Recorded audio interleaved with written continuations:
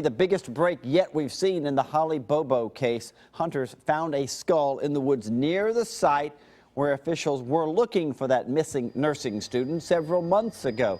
Let's get more on this developing story with News Channel 5's Deja Knight. She's live for us at the TBI headquarters this morning, and this is certainly the big story that everyone was talking about yesterday, and I assume they're going to have crews out there again today searching the area. Yeah, that's right. Investigators plan on being out in that exact same area where the skull was found to look for more evidence. Now, two hunters, they actually just stumbled upon this skull yesterday. They say that it was just laying there on top of some brush. It wasn't buried. And it was quite surprising, of course, for them to find it 10 a.m. yesterday. Now, this is around the same area where officials were looking for Holly Bobo back in February. This morning, that skull is in a forensic crime lab in Memphis to try to determine who it belongs to. It was found just 6 miles away from the home of Zach Adams, one of the men accused of killing Holly Bobo. Officials say, like we said, two men, they were looking for the herb ginseng when that discovery was made. It is unclear whose remains were found. Officials say they could or could not belong to Bobo.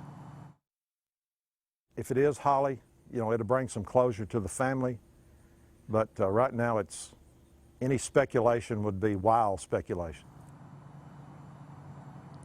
So like we said, that skull is in a crime lab in Memphis being tested right now for DNA. They should know in a few days exactly who that skull belongs to.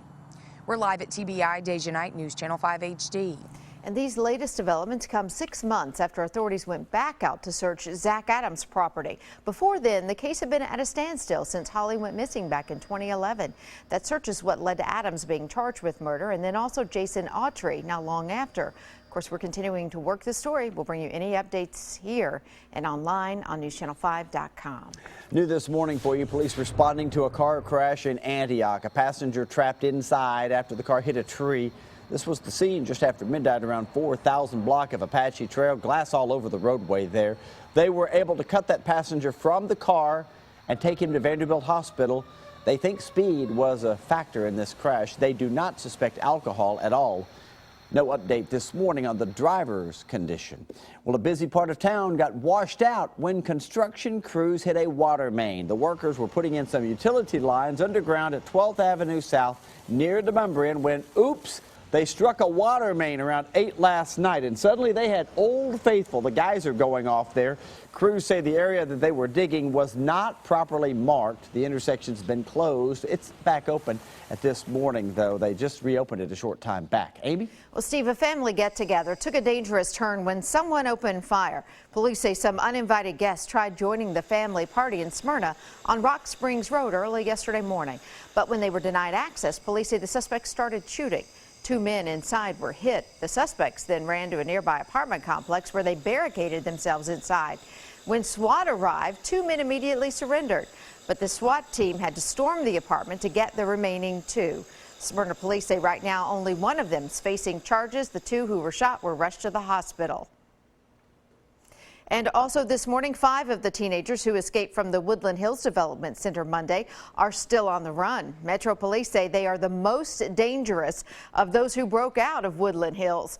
They all were serving time for multiple felonies, and police ask anyone with information to give them a call. Meanwhile, a community group's expressing concern about what's happening inside the DCS-run facility. They say it's no secret the teens committed crimes before and during their escape attempts, but they're also calling on officials to take a closer look at what's going on inside, especially in light of recent abuse allegations made by former employees. What was so horrendous going on in that building to make a whole flock of teenagers in that amount of numbers to want to come out at one time. Governor Bill Haslam has asked DCS Commissioner Jim Henry to submit a report on last week's violence at Woodland Hills. And tomorrow, Commissioner Henry and State Senator Thelma Harper will answer questions at a community meeting that is happening at 5:30 at the Northwest Family YMCA. That's 3700 Ashland City Highway. We're told that focus will be public safety and what's being done to keep residents near that facility safe. Steve? Amy, thank you. 2 men are facing charges for robbing vending machines, and they've been doing this for several states, police say. James Johns Jr. there on the left and Robert Wright on the right, both arrested after a traffic stop in Warren County, Kentucky. Deputies found a bunch of coins, barrel keys likely used on those vending machines, and lots of bags of crystal meth. Investigators believe those guys have been knocking over vending machines as they made their way from Pennsylvania all the way down into Kentucky. A 2-year-long investigation resulting in several arrests and a pound of heroin taken off Nashville streets. Metro Police said that Efrain Huerta Lopez and Roberto Duran ran their operation from a Brentwood extended stay motel along with Edwin Portalatin. During the bust, officers seized 1 pound of black tar heroin, as it's called, more than $27,000 in cash, and 3 weapons. Joel Reed was also arrested. There's his picture. Investigators say he swallowed several balloons of heroin as they were making that bust.